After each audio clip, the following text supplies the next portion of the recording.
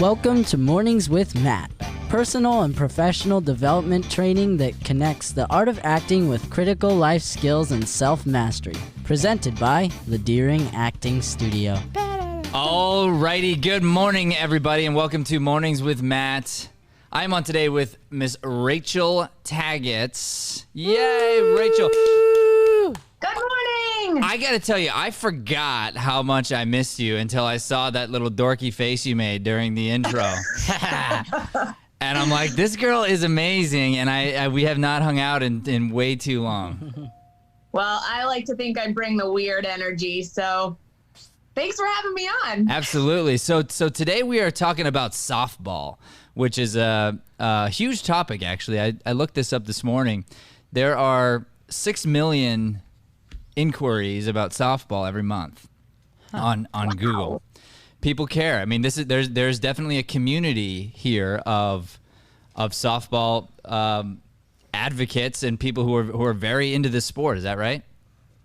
It's huge. It's huge. It's been interesting to watch the sport grow over the course of the time that I've been playing. It's interesting. I do camps over the summer through the indoor facility where I do my lessons. So, I'm working with 6, 7, 8, 9-year-olds who I forget that they haven't been a part of this evolution of softball that's happened over like the last 15 or 20 years. And when I started playing, it was not a feminine sport. I mean, like when we started wearing pants, you had to go to like Dick's Sporting Goods and get boy baseball pants. They didn't make girl softball pants. Wow. And there was nothing pink back when I started playing. And then Jenny Finch came along, who played for U of A, and she was this awesome, beautiful, amazingly talented athlete who was also super feminine. And she kind of ushered in this new era of softball where it was okay to be feminine and also be a kick butt athlete. So, it's been cool to watch how we go from like, the eye black and like the tough, not girly look to bows and pink equipment. And like, you could be a girl on the softball field. So that's awesome. Pretty cool stuff. And is it nowadays even sometimes like some of the players that look more feminine, then they just rock your world, and it's sort of fun to watch that happen? Oh, absolutely, right? Because your talent is not dictated by how you look. It's Right. dictated by how hard you work. Yeah, and what an amazing thing you just said there. We should just repeat that. Your talent is not dictated by how you look. Your talent is dictated by how good you are. What an amazing thing to say. For sure. Hard you work. Yeah, what's that? How hard you work. How hard you work, is that what she said? Yeah. Yeah, thank you. So obviously that rolls over into every profession, whether that be acting or any sport or any profession you're in. I mean, it's not how you look, it's how good you are, how hard you work. So, Rachel, I love what you're doing. It's incredible. I'm so happy for you. I'm excited for you. You've got these 3 different careers that are honestly, I don't see it that way. I think you've got 3 careers that are very connected. So you had a question about that. Why don't you throw me that question really quick about the combination of careers, and then I'll give you my thoughts on it. Okay. So are you referencing the kind of how, let's see. Well, because one of my big questions is I decided a couple of months ago, this has been one benefit of COVID, is I really want to coach at the collegiate level. I think I've been kind of keeping that goal and that dream under wraps because it's scary to say something like that out loud, right? Because what if you don't get there? What if you fail? But I think I realized with this time that I've had that it's not a matter of if you fail, right? Because we're all going to fail somewhere along in the process. It's how hard you push to get there, right? Push through the failures and actually get to what you want to do. So I think one of my biggest questions is, how do I know if the other aspects of my life, right? So I've got the acting, I've got my public speaking, and then I've got the softball career. How do I know if any of those things are getting in the way or if they're actually a benefit? because I have a tendency to overload my life and overload my schedule. So how do I know if I'm overloading myself and trying to do too much, or if those different parts of my life are actually positively influencing my end goal? Okay, well, I think just your chosen 3, they are just so connected that it seems like there's no way that they wouldn't, feed into one another. I think that at the same time, you'll have doors open. So you always have to ask yourself, am I being honest with myself? Am I being truthful about my why I do or don't want to do something? And so sometimes even work can be a selfish decision. And that's something that you got to wrestle with, and you got to think to yourself, okay, am I doing this because I want the accolades, or am I doing this because I like the way people talk about me or whatever, and I'm sort of a celebrity among this little group of girls here or among this batting cage, and it makes me feel good. If that's the case, great, but know what it is. That is you in your element doing something that just makes you feel good, and then that's okay. But eventually, you'll have to drop that. So, and then there are other times when there are things you don't want to do. Like, I just don't want to do this today, whatever that thing is, and you have to ask yourself, why don't I want to do it? Do I not want to do it because it's not serving my end goal, or do I not want to do it because it's hard and annoying or whatever? And so just answering those questions for yourself, I think, are going to be like really good along the way, because right now they all definitely fit. But like, for instance, you have your own business where you teach, you help girls with their softball, right? With batting at the cages, and you'll help in fielding and stuff. What is that business, by the way? We should shout that out. So it's Line Drive Coaching. And it's basically a word of mouth business that I started probably 12 years ago, where I'm a private batting instructor. That's so amazing. Girls come to me for focus on hitting, and it's kind of morphed into fielding, and I do a little bit of pitching instruction as well. And so but the nice thing is it Line Drive Coaching? Yeah. You go to linedrivecoaching.com. Is that where we can get info, or? I don't have a website, but on my Facebook page, I have a Facebook page for Line Drive Coaching. Okay, see, that's amazing, and that's just you. Is that right? Right. Yep. Okay. So here's the deal. That probably brings in a little bit of extra money. It's a business. It's something where you get you get something back for it. You obviously give a ton in return for your time. Eventually, one of two things is going to happen with that. You're going to become too successful on the other side, where you just don't have time anymore, because the time you're spending over there is not worth the money you're making. And you have to be honest with yourself, because it's like, hey, if I become a collegiate coach, I have to be giving so much of my time over here to the college that like this is going to go away. But I feel so bad because I've been like working with these girls for so long. I don't want to be like giving up on them, so you're going to have that sort of thought going on in your mind. So what'll happen is you're going to have this like shift, and one of two things is going to happen. You're either going to really treat that like a business and grow it and have it be a separate entity that's away from you, or you're going to build it up and either give it away or just let it go away eventually, because one thing is going to grow. Like, you're going to become a collegiate coach probably, or whatever the equivalent of that is that's supposed to happen for you. Like, that's going to happen. So then what's going to happen on this side? So I love Line Drive Coaching. Do you own that name? No. Oh man, that's a great name. Yeah. So going back again to the business side of it, I mean, that could be a business. You could have 10 coaches, and you could have a whole business there, and you could be a collegiate coach over here and own a business over here. And owning a business is a totally different animal in and of itself. So if you have a desire for that, like for growing a business, that's its own grind. If not, then I just say, hey, do what you're doing, do it at a high level, know that it's a part of what you're doing over here. And is that going to get you closer to becoming a collegiate coach? Absolutely. 100%.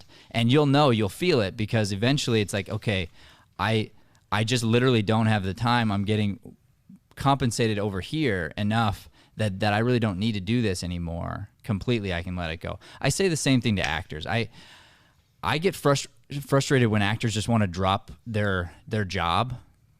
They'll take like 3 months of classes and they're like, I found it. I know it. Like, this is what I want to do with my life. And I'm like, great. That's awesome. Like, I'm okay. So I quit my job and I'm like, what? Why? Why would you? How are you going to pay your bills? Because I'm going to go 100% into this. And I go, awesome, 100%. How? Yeah. What are you doing? Like, what, you know? And I mean, there's this thing where you're just thinking about it and you're going, you're so far away from making an income at this, you know, that you should be thinking to yourself, okay, I'm going to keep my job, be grateful for my job, be so thankful that someone's willing to pay me money for something. And then as soon as my other career, my passion career lifts up to where they're even, then I can drop this one and keep pushing this one up, you know, and then that's the idea. So I think that's when you'll know on the inside, but they all really, really connect to each other. Yeah. And I think your point about, you know, kind of finding the right timing, because what I'm doing has to be sustainable, right? I mean, right now, the lessons are what provide a great chunk of my income. But at the same time, when I have a week where I don't have my full lesson schedule and I can sit down on any given morning and do a bunch of research and start planning out my practices for my club team, and be in communication with my players, you know, like just start thinking about each individual player and what needs to happen that week. I'm so fulfilled because I feel like I'm really putting 100% into making my team as good as it can possibly be. But I'm not at the point right now where I can drop that other income. And I love working with my private clients, but yeah, when I get to the point where I'm working at the collegiate level, I think I will be so ready to let go of some of the other stuff and be like, sorry, I got to go on recruiting trips this summer. I can't do lessons. Right. Or, you know, the lessons just become literally 10 times more expensive. I like that. I'm serious. I'm actually not kidding, because if you're a collegiate coach, you're worth more. Your time is worth more. And the truth is, could they get another coach for cheaper? They could, and they should. Like, get another coach. But do you have to have me? Okay, it's this much. Yeah. You know, and that's the truth, and that's okay too. So then all of a sudden you're going to get to a place where your private lesson rate, you get, for one, you get the same thing you used to get, you know, for 6 or 7, and now it is worth your time. You're doing less of them, same amount of money, and it's not about the money because you don't need the money. And that's what's so funny about success, is once you get to that place where you're really not focused on the money, it seems like more comes. That makes sense. Yeah, you're doing it for the love, and the benefits come along with it. Absolutely. So we have a history, Rachel. I feel like we went through a lot, you and me, with you being here at the studio. You worked with us for a while. You interned. You came up as a teacher. We went through like all kinds of, you know, emotional learning and different things. And I'm just so excited for you were already a beautiful person when you came in. It was somebody we wanted to have around here a lot immediately. I mean, I recruited you. And then to see where you are now, I'd love to hear your take on how being a part of the studio has impacted what you're doing now. Oh my gosh. Well, it's funny because I think back on my time there at the studio, and I feel like I was going through a metamorphosis while I was there. And I think you actually used that word when we were talking a few times. And I think a lot of times in life, when we're going through those periods of change that are uncomfortable and challenging and kind of scary, we don't realize the benefit until we're out the other end of it. So I look back at some of the changes that I went through at Deering that were, I mean, just life altering. Some of the life lessons that you taught me, and a lot of the stuff that I learned, and pushing myself out of my comfort zone was really tough. But one of the biggest lessons that I know I walked away with was gaining a lot of self-awareness. I was the type of person who I would walk into a room and immediately start making noise, make myself the center of attention, right? I was used to that. I'm an only child, so I blame my parents. But I do too. I just I did not listen well when I was younger. And I think that impacted a lot of my success in life during that time, and my relationships, and the experience that I gained from you and from the studio was the ability to slow down and listen, and not always have to be engaging with people, right? You can listen and gain just as much as you would if you were talking. So I think that has definitely made me a more effective coach, because I can get to the point where I'm not so focused on like, okay, what do I need to do for this person? It's more of like a sit back and listen and watch, and the answers are going to come, right? I'm going to figure it out by putting all of my focus on letting this person teach me about themselves. And then I can, step in and coach. So I am eternally grateful for the stuff that I gained while I was under the Deering studio roof. That's awesome. Well, thank you. I'm so happy that is your experience. It's funny because you're right. When you're going through change and it's hard, it's so tough to be grateful in that moment. I give some speeches now, thanks to Brian. He got us out on the public speaking tour. So we talk to kids now every now and then. And yes! I've got this talk that I do called Trust God, Thank God. And the idea is if you're a kid and you're riding your bike and you're about to go into a busy street, if you're riding your bike with your dad and you can't hear your dad, he's screaming at you, trying to get your attention, you can't, what's dad going to do? He's going to just push you off the bike so that you don't get hit by a car. And I think that's what happens a lot in life is when we're in that growth period, we're getting pushed off the bike. And so it hurts. We get scraped up, and it's like you're going through this whole like metamorphosis. And then you want to, what happens is, what does the kid do? The kid turns around, cries, and gets really mad at the dad. You get angry. You're like, why would you do that? I'm get hurt. Like, you're hurting me. Why would you hurt me? And the dad just like, 'cause I love you. Like, I did it because I love you. That doesn't make any sense. I hate you. Okay, well, I love you. And then, and then that's it. And then you look back later when you grow up and you go, oh my gosh, there was a busy street there. And literally, dad was trying to save my life this entire time. Thank you. And so that's the idea, is it's trust God, thank God. So if you can focus on that, you realize that when you're going through whatever it is, whatever pain, whatever struggle, coronavirus, like if the whole world right now could go, okay, let me just trust and be grateful. Let me trust and be grateful. Because it's hard for all of us. I'm sure it's hard for you and your girls, and not getting to practice as much and be around each other as much. Like, that's nuts. Mm-hmm. So yeah. To just focus on gratitude and focus on trust and focus on the fact that, hey, we're being redirected right now. The world is being redirected. We are being refined for some reason, and we've got to lean into it instead of fighting against it. We got to lean in, we got to trust, and we got to find our way out the other side. So, yeah. We're going through that a lot on my club team. And I think one word I would add to that is also respect, right? Because we got a lot of different people with a lot of different opinions when it comes to all the stuff that's going on. So my club team, we have been scheduled the last couple of weekends to play in tournaments. There's actually tournaments going on up in northern Arizona. And as we've gotten closer to these tournament dates, some of the families have decided to pull out of the tournament because they're not comfortable with staying in a hotel or whatever it is connected to COVID. And so each time this happens and we get down to a number of players where we can't field the team, it's so frustrating, right? And the girls who are ready to go play in the tournament, when I break the news, like, hey, we can't play this weekend because enough of our players can't make it, they get so frustrated. But I have to remind them, like, you have to respect everybody's choice with this. You've got families who have family members who are, immunocompromised or they don't feel comfortable with it, whatever it is. And hey, by the way, we're incredibly lucky that we still get to be out here practicing. Yeah, we want to go play in these tournaments, but we get the opportunity twice a week to be together and work on our skills and all that stuff.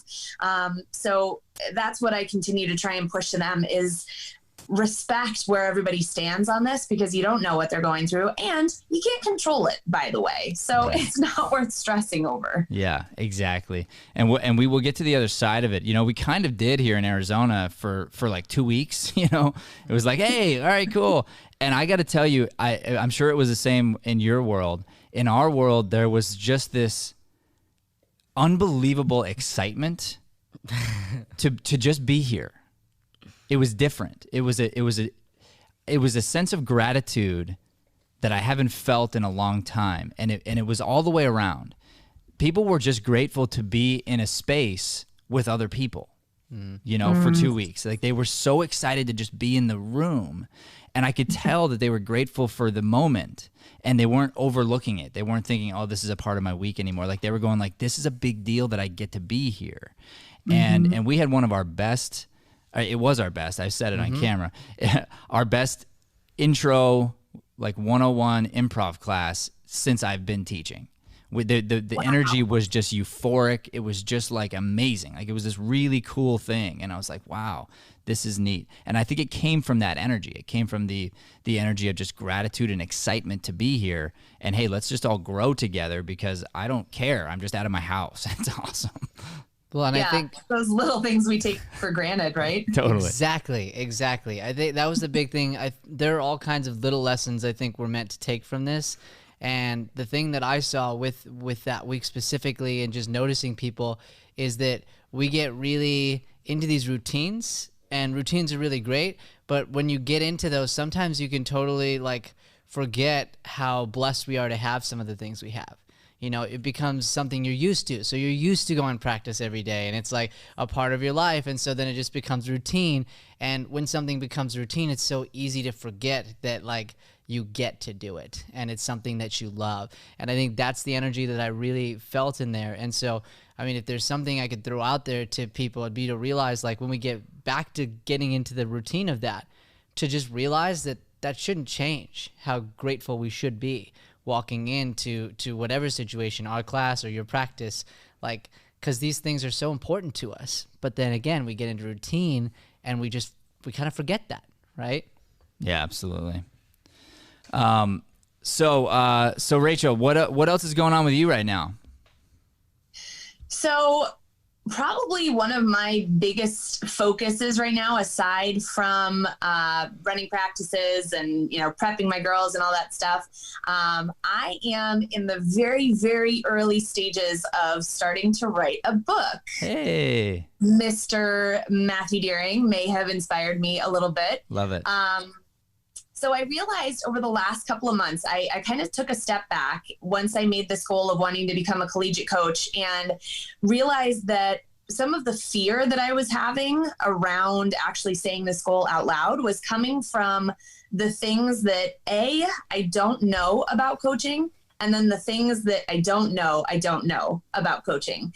So what I did was I sat down and I made a list of my strengths as a coach, the areas where I feel like I have a really good knowledge around, and then the areas where I have weaknesses and I need to do a lot of learning around. And so I started doing research, and I'm realizing that there are not a ton of resources for softball coaches specifically to help to teach you the nuances of the game. Yeah, you can go on and you can watch YouTube videos about, you know, how to properly get your glove into position to field a ground ball, or, you know, how to get your feet into position when you're running the bases or whatever it is. And so I realized that there's an opportunity there, not only for me to start filling in the gaps from where I feel like I lack knowledge, but to also maybe provide a resource out there for softball coaches who want to start to get kind of an all-inclusive knowledge of the game. So I have been doing a ton of research, and, you know, looking up stuff like drills. There's a ton of really awesome videos actually from, I think it's the Orioles. the baseball team. And they have mic'd up some of their coaches during practice. And as their coaches are teaching some of these players, they're videotaping it and teaching these tiny little nuances of the game. So I'm going in and I'm watching these videos and I'm taking notes and I'm like, man, like there is a ton of crossover between baseball and softball. So I'm just trying to pack a ton of knowledge into this Word document that I'm writing. And then what I plan to do is go out and start having conversations with other coaches. So, and I don't know how I'm going to, do that in terms of the book, because if I need to give credit to these coaches, I'll figure that out. But it's been a lot of fun to kind of have some forward thinking into, if this happens a few years down the road, coaches like me who are coming into the sport could pick up this book and be like, okay, what's the rule on like the infield fly rule? How does that work? Or what's the best way to teach my players how to tag up on a fly ball? And that could be there for them. So that's kind of been my little mini side project. That's awesome. And sometimes having like being the best in a small niche is just the best place to be. So like that's a really, really great thing. And what you're also doing is you're figuring out there's a need in the market. You're like, hey, this is a need, and so I'm just gonna fill that need. And I think that's really, really smart. That's what this guy was right here. So I wrote this on the way to writing my other book, and it's literally just this answers a lot about life, how to organize yourself, how to be successful, et cetera, in life. But really, it was like, here are like the 100 questions that I've been asked over the last decade that I keep getting asked and I keep answering over and over and over and over and over again. and now it's cool because if somebody wants to ask me the question, I go, great. Did you read the book yet? Because if you haven't read the book, then don't ask me. If you've read the book, great, and you still have a question, you can reference it, tell me. Otherwise, I answered it. I spent a long time answering your question. I gave you the answer. Read it. What is that? I can't see. What's the name of the book? Well, you know what? I think there's time for something here, Joey. I believe so. It's time now for Brian Sweeney's Shameless Plugs. Shameless plugs. Well, the book is Acting is My Day Job, 7 Strategies to Market and Make Money as an Actor. So you can get that on Amazon. Who's it by, Brian? It's super awesome. It's by Mr. What is this? Matthew Deering. What? Are you serious? I wrote that? You wrote this? Wow, Wow. that's super cool. And there's some quotes in here by some really great people. I think Joey's in here. I'm in here. It's really great. You're in here too, Rachel, I believe. Yeah. Oh, that's the book. That's the book. The book. You got to get it. Oh, yeah. It's available at I can't Walmart. see the cover, so Yeah, Acting is My Day Job. Yeah, you're in there. Rachel Taggart's right Your there. name's right Oh my inside gosh, the that book. was good. You are published already. Success. Thanks. You just keep helping me out in life left and right, even when I don't know it. Yeah, it's crazy. You know, like for real, Rachel. I have nothing but good things to say about you always. I think that you're so wonderful, and yeah, I'm just very excited to be talking to you today. But for real, you might not have known how much I just really adore you. I think you're just awesome, and I'm so grateful for the time that you spent here as well, because you taught us a lot. You helped us through some of our transitions and whatnot, and so yeah, I just think you're a wonderful person. If you didn't know that, now you know it. Well, thank you. I appreciate that. Whenever I come into contact with the studio or you, I always think back to my very first interaction with the Deerings. I think I've told you this. I think it was 2010 or 2011 where I took that public speaking class from your uncle down at the Van Buren. Was it on Van Buren? Where was the other studio? McDowell, yeah. McDowell, yeah. And I remember walking into that studio and, being there for a terrifying public speaking class. But I remember walking around the studio one night, actually going from the classroom into the room that had the little stage and being like, there's something here that I need to do. And it took me, I think, 3 or 4 more years until I actually made it into an acting class. But little did I know that the road was being paved long before I stepped into the studio as an actual acting student. That's interesting. So, I don't remember that part of the story. That's crazy. So there was a little something inside you that was just like, go figure out what's over there. yeah, my little fox ears went up and I was like, I need to do this. Cause yeah, I did acting. I did, like youth theater when I was a kid, and then gave it up for softball because I just couldn't do both simultaneously. Right. So when I stepped back into that first studio, I kind of got the shivers and I was like, I need to find a way to get this back in my life, but it wasn't the right time. Yeah. So I had to wait. That's so great. That is what I believe 100% is the Holy Spirit is inside all of us, and it talks to us and it tells you certain things, and you listen and you don't listen, and you wait 3 years to really listen or whatever it is, but it's like this little tap on the shoulder going, hey, over there. I'm trying to direct you where to go. And you're like, I hear you, but I don't know. Yeah, it seems scary. I need to wait a couple of years. Yeah, right. Yeah, so okay, well, wow, that's really cool. So you know what we're doing here. We've got a very specific mission, and I like your goal of becoming a collegiate coach. And the idea here, though, that I want you to remember is, what does that mean? Okay, so a collegiate coach is really a softball coach who has a particular set of skills, who's good enough, who's at this level, right? So why would I want to be a collegiate coach? Maybe so I could impact, more young girls and young girls at a higher level who are pushing themselves, and I want to continue to grow and push them great. Because then eventually you don't really need the title. It's like, what are you going to become on the way there? And that's the focus. So you wouldn't be disappointed, because guess what? You might weirdly not get your goal. Okay. And then all of a sudden some weird opportunity happens, and then there's professional softball comes around. It's like, boom, and you skip it. And it's, or you become the coach of the Olympics or something, like something crazy. Yeah, there you go. And it's like, I didn't get my goal, but it's because I wasn't like that. The actual title didn't matter as much as like what it means to become that. That's why I'm going for the thing, So for us, we're trying to impact this year 2 million people this year. We're trying to reach and positively impact and serve 2 million people. That's our goal. So that's what part of the show is about. It's what our videos are about. It's like everything that we're doing, we're trying to positively impact the world, and we're kind of sort of tracking. It's hard to track something like that. Like if I coach somebody who gives a speech for 1,000 people and it's streamed, and I'm going, okay, technically I impacted these people, right? And that's a good thing. Like that's the butterfly effect. You think about the impact that you and I have had on each other. You've helped me grow and change and develop in so many ways, and vice versa. And so now technically your girls are getting the positive impact of what you learned here from listening. Like they get that, and it's like, cool. So I'm not taking credit for you this year, but I'll take credit for you like however many years ago, you know what I mean? And go, that year I positively impacted Rachel, who positively impacted then X amount of people, right? That's a good thing.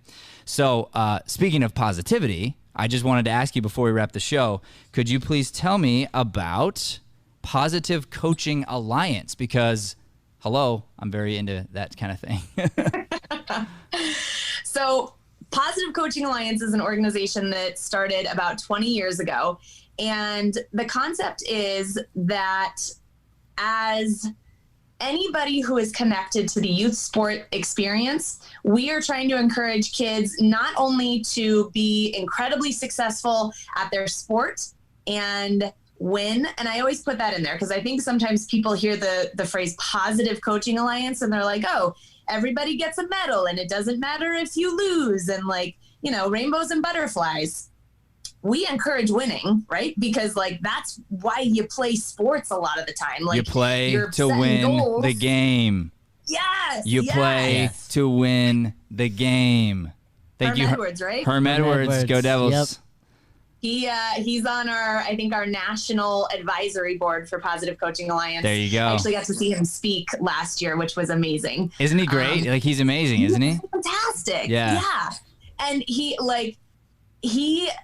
is just like his energy, right? He's like this strong, focused, calm, quiet energy that you just like, you can feel the buzz when he's in the room and he doesn't even have to say anything. It's nuts. That's cool.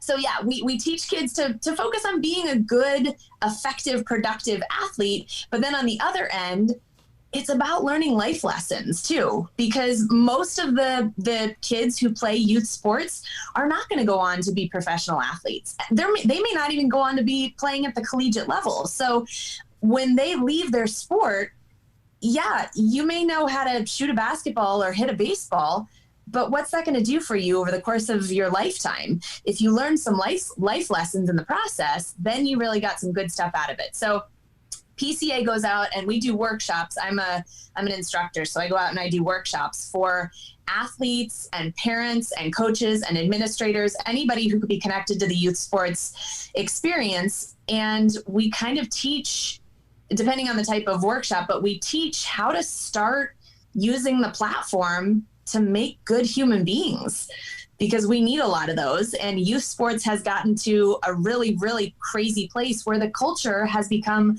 a win at all costs culture. And you've got a lot of kids quitting their youth sport experience way too early because either their parents are pushing them like crazy, their coaches are, crazy and screaming at them, and they lose the love for it. And as somebody who has gotten through my collegiate career and now come back to coaching, that's the one thing that I am so incredibly lucky that I still have, is this really, really strong passion and love for the sport of softball.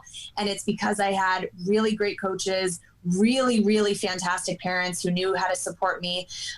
So now I'm kind of trying to pay it forward and help to spread that message. That's awesome. And so through that organization, you get to do public speaking and whatnot too, right? Yeah.